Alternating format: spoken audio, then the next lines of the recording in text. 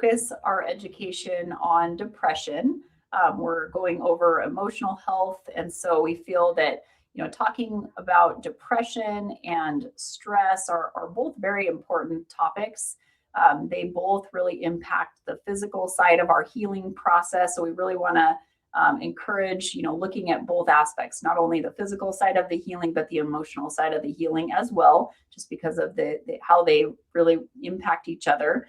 Depression, just statistically, is a really important topic to cover, especially, working with people going through life-changing events or heart events.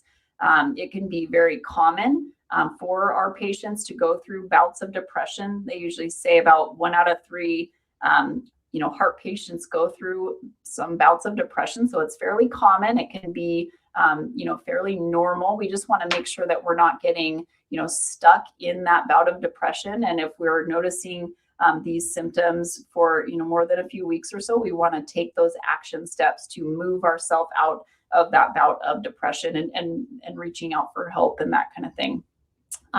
So, like I was mentioning, having depression is a two-way relationship with, heart disease and depression. What I mean by that is being depressed can increase your risk of heart disease, and having heart disease can actually increase our risk for depression. So it's a two-way relationship.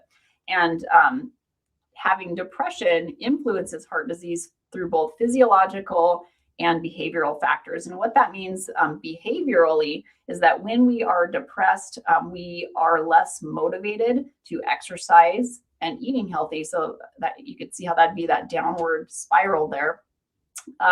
When we're depressed, we have feelings that we are powerless to make change. We have less motivation to follow medical advice. So you could see how that could become problematic. We can tend to self-medicate with tobacco and alcohol, tend to skip our medications, and have lower self-esteem and feel guilty about our past behaviors. Having depression influences heart disease through physiological factors by increasing the level of the stress hormone called cortisol. It increases levels of inflammation in the body. And we talk in these classes about how higher levels of inflammation in the body can put ourselves at increased risk of a heart event. So we will cover that topic a little bit more in depth at a different time. It also can increase the stickiness of our blood platelets, accelerate the hardening of our arteries, and also cause disturbance of the nervous system, which can increase our risk for heart arrhythmia. So again, just kind of showing the importance of talking about our emotional health and addressing those symptoms of depression. You guys may have heard of Elizabeth Kubler-Ross. She did a lot of research on emotional health and psychological research. And what they have tend to find is that there can be 5 stages of healing or grief as we go through these life-changing events, kind of similar to a heart event. So these are just some things just to be mindful of, to pay attention to, and note if you're, feeling like you're kind of going through one of those phases. Not that it's wrong or abnormal, but just, good to be mindful of. So again, that we can kind of take some action steps to move out of that phase. One of those stages we could go through in those 5 stages of healing is called the denial stage. So this can be problematic, not that it's wrong, again, to go through it, but we are in denial that, maybe we have heart disease in the first place. We have some patients come in saying, I just had a stent placed. I don't need to be in these classes. I'm not a heart patient. And where that can be problematic is if we're not really looking at and identifying and making changes to those risk factors for our health that caused the problem in the first place, we can, we put ourselves at risk for needing maybe another stent or having other issues. So we want to be mindful of not being stuck in that denial phase. Another phase or stage of healing can be the anger phase. And again, also, another understandable phase. It just is not healthy for us and our health to be stuck in that anger phase. So an example of this would be And we have patients come in, with these kind of emotions too, that, I did everything right. I was exercising regularly. I was eating healthy, and I still had a heart event, which understandably can be very frustrating. So that's, again, where we want to, just be mindful of that. And, not that we have to, like what happened, but we can try to, where we can, find some peace and maybe be more aggressive with some of the other risk factors that we can make some changes to. Number 3 is the bargaining phase, where, maybe if I do this, then this won't happen again. If I quit smoking, then this won't happen again. Kind of going through that. We all do that in our day-to-day lives, that bargaining. So again, we just want to make sure it's not preventing us from looking at all those things that we could make some healthy changes to, as a whole, for our cardiac risk factors, to really reduce our risk moving forward. One of these stages is depression, and that's, the main focus for today's topic. And so we're going to cover more on that depression phase in a few minutes.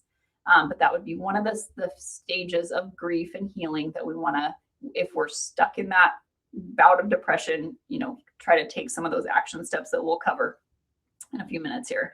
The last phase that I'm going to touch on is the acceptance phase, in those 5 stages of healing. And you might not notice these all in a particular order. They can come randomly, and you might cycle back through and kind of start to notice some of the other stages all over again, but you might kind of notice just cycling through some of these. So that acceptance phase, again, would be kind of the goal phase, right? Where we don't necessarily need to love it, but we can find some peace and just move forward in a healthy way. So those are those 5 stages of healing and grief. And let's first just touch on, what are some common signs and symptoms of depression, so that we know what to watch for. One of those is feelings of sadness, irritability, loss of appetite, or on the other side of the spectrum, overeating, difficulty sleeping, excessive fatigue or sleeping, feelings of worthlessness, lack of self-esteem, loss of interest in normally pleasurable activities. Like if you used to enjoy being out golfing with your friends and now you just have no interest in it, maybe that's kind of a red flag that something's going on. Crying spells for no apparent reason. If we, drop a pencil on the floor and just burst out into tears, maybe that's a red flag that something else is really bothering you. Okay, so those are the symptoms to kind of be mindful of and watch for. And then what are our action steps? So how do we take some action steps to move ourselves out of that bout of depression? And again, in cardiac and pulmonary rehab, we're going to be big promoters of nutrition and exercise. And so we're going to touch on a lot of those ways to take some action steps. So eating a healthy diet is going to be very important for the emotional side of the healing process and the physical side. There's been a lot of research that shows that choosing nutrient-dense foods that can, improve our heart health are going to be really important, and our mood. So following a diet similar to the Mediterranean diet can be very beneficial. We talk about different forms of approved, cardiac approved diets in the cardiac education.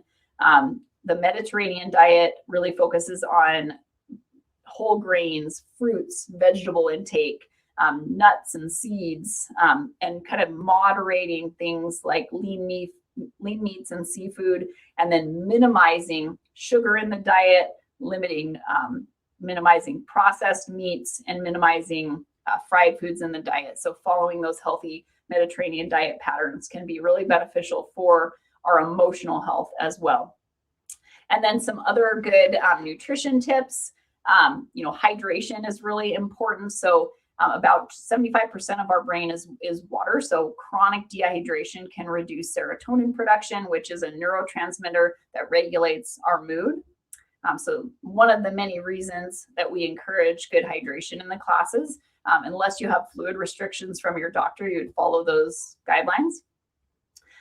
Avoid skipping meals. When our blood sugar is low, it can trigger those mood swings. We've all felt hangry before, right? So that's what we want to avoid, maybe packing some healthy snacks so that we kind of avoid those blood sugar drops to keep the blood sugar level stable.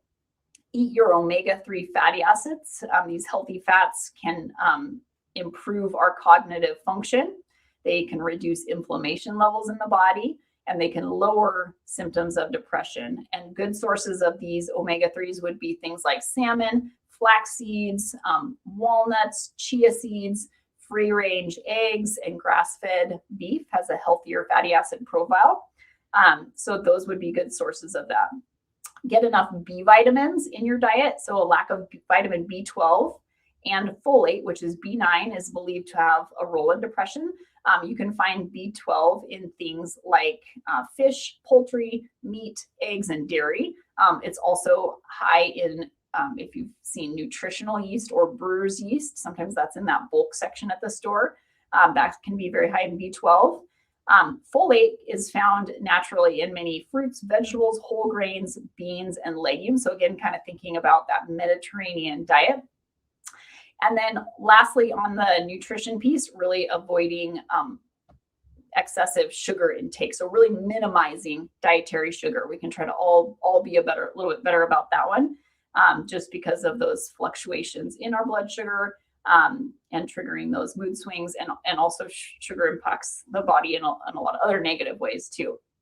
And then moving on from that nutrition piece, exercise is another big one we're going to promote here, where when we exercise, our body releases endorphins. This is associated with that runner's high that you've probably heard of. And this causes the release of neurotrophic growth factors in the brain, which triggers nerve cells to grow and make new connections. This helps our brain to function better and helps us to feel better. So exercising regularly, schedule that in on your calendar, just getting into that consistent, regular routine. Avoiding alcohol. Alcohol is a depressant, and it can lower the serotonin in our brain and cause our depression symptoms to worsen. Finding a good support system, whether that be through your cardiac or pulmonary rehab group here, like you have found. For some people, that might mean that friends system, that you have, reaching out to those people in your life that make you laugh, that are good listeners, maybe family members who are doing those same things for you, and different types of support group. Locally here, we have the Mended Hearts support group that we usually give out. We have access to their brochures and information. They're a great group that we have patients really benefiting from. And so reach out to the staff if you want more information on the Mended Hearts support group that you and your family also have access to.